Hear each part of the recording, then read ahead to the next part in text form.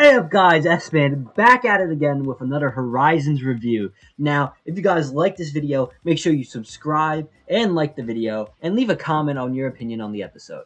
Alright now, let's get right into the review.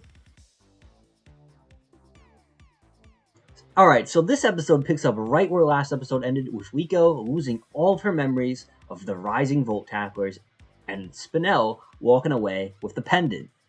After losing her memories, Liko has no idea why she's in Paldea and begins to wander the city and play with Sprigatito, calling her cute. During this, she starts gaining her memories back. Meanwhile, the Rising Volt Tacklers are searching for her and are scared to where she is.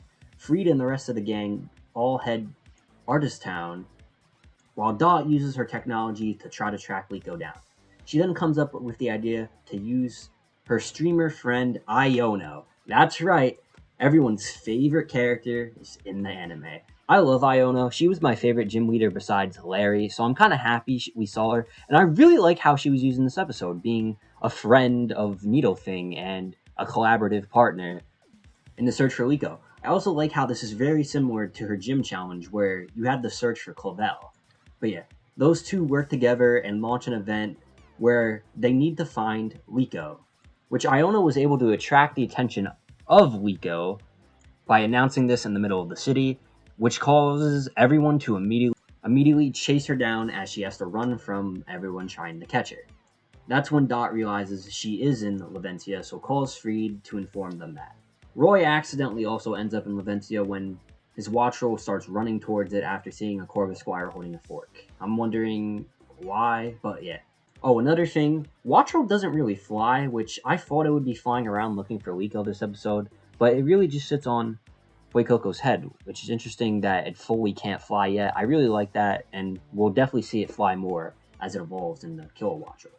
This is where we get Dot finally leaving the airship, which is a nice scene and really puts together her arc so far, being locked in her room to finally growing and befriending Liko and Roy. And this is the episode where they finally see her face.